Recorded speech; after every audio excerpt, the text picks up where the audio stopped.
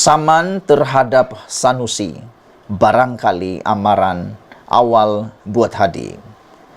Daripada 4 pemimpin blok pembangkang yang disaman setakat ini oleh Perdana Menteri, iaitu Anwar Ibrahim kerana didakwa mengeluarkan kenyataan fitnah terhadapnya, 3 daripadanya adalah pemimpin PAS. Sebelum kita teruskan ulasan hangat pada petang ini, mohon kiranya anda tekan dulu butang subscribe. Tekan butang subscribe itu percuma dan anda tak perlu bayar apa-apa, tapi anda dapat info-info terkini daripada channel saya ini, politik yang panas daripada channel saya, dan ulasan-ulasan yang sangat sulit dan amat menarik daripada saya. Kita teruskan saudara-saudara. Terima kasih kerana telah menekan butang subscribe. Mereka ialah Pesuruhjaya PAS Perak Razman Zakaria, Ahli Parlimen Kuala Terengganu Ahmad Amzad Hasim, dan terbaru Menteri Besar Kedah Sanusi Madnor. Pemimpin keempat yang diambil tindakan sama ialah Muhyiddin Yassin, pengerusi PN merangkap Presiden Bersatu. Secara tidak langsung ini bermakna, walaupun PAS itu parti Islam kononnya, tetapi pemimpinnya dilihat lebih terdedah kepada mengeluarkan kenyataan berunsur fitnah. Jika tiada unsur fitnah, tentulah tidak mungkin Anwar ada asas untuk mengemukakan saman terhadap mereka itu.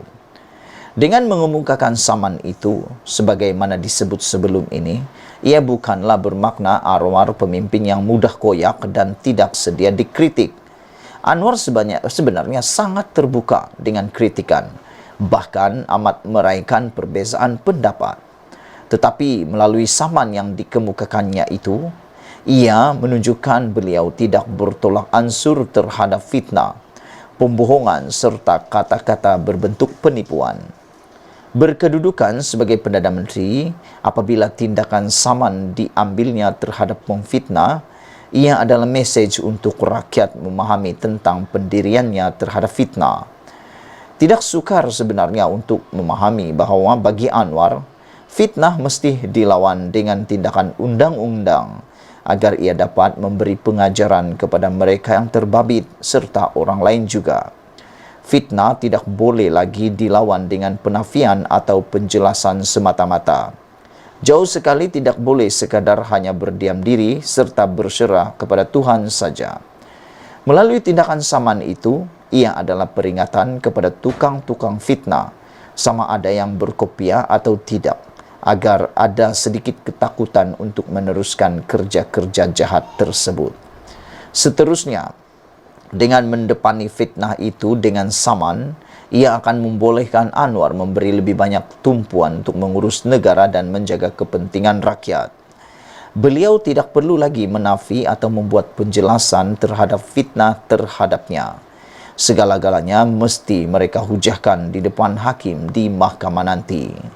Kalau asik mau menafi, menjawab atau memberi penjelasan setiap kali fitnah ditimbulkan, ia tidak mungkin berakhir sampai bila-bila, dan akhirnya hanya membuang masa jika kemudian banyak lagi fitnah-fitnah lain dikeluarkan. Pendek kata, saman fitnah Anwar Ibrahim bukan saja sebagai pengajaran kepada pemfitnah dan mereka yang suka membuat fitnah, malah juga untuk membolehkan beliau lebih serius dalam tanggungjawabnya terhadap rakyat. Selepas ini, jika ada sesiapa lagi memfitnahnya, mereka juga pasti disamannya. Sekaligus saman terhadap Sanusi barangkali merupakan amaran awal secara tidak langsung kepada pemimpin utama PAS, Hadi Awang, yang dilihat masih berterusan mempertikaikan kewujudan kerajaan perpaduan dan tidak puas hati dengan terangkatnya Anwar sebagai Perdana Menteri. Hadi boleh terus berhujah dan mempertikaikannya selagi ia berbentuk kritikan. Tapi hati-hati, jangan sampai terseret unsur fitnah di dalamnya, baik dalam ceramah atau tulisannya yang kerap di media sosial. Kalau celupar dan memfitnah juga, percayalah, Waimah Hadi sekalipun tidak akan terlepas daripada turut dilayangkan surat saman.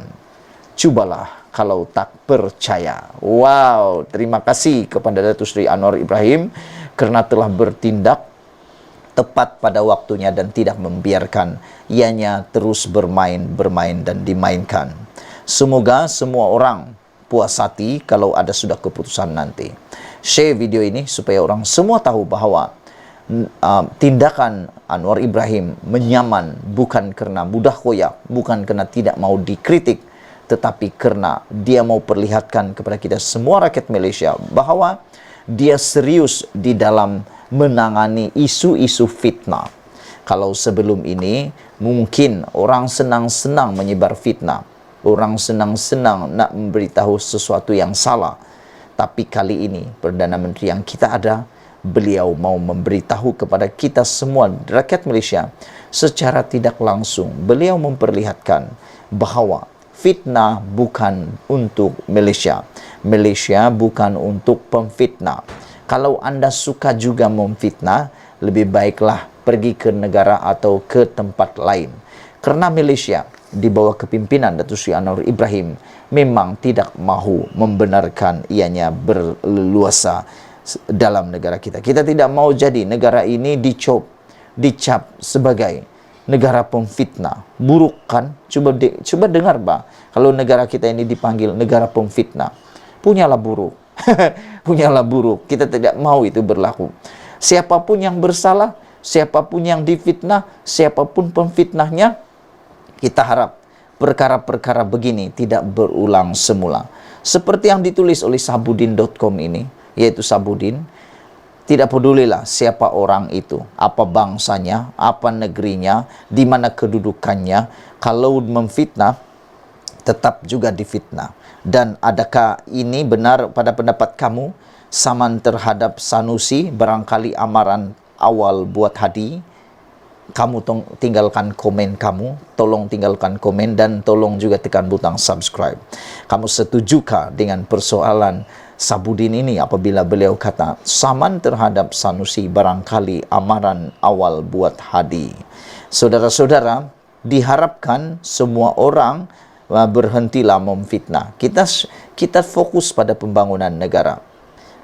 Seperti yang dikatakan oleh Sabudin, beliau kata hadi boleh terus berhujah dan mempertikaikan selagi ia berbentuk kritikan, tapi hati-hati jangan sampai terseret unsur fitnah di dalam ceramah, di dalam tulisannya, di media sosial sekalipun. Kalau celupar dan memfitnah juga, percayalah kata Sabudin, percayalah bahwa waimah hadi sekalipun tidak akan terlepas dari turut dilayangkan surat saman. Cubalah kalau tak percaya, katanya. Sekian, Malaysia kita punya, kita jaga sama-sama cintai Malaysiaku. Bye-bye.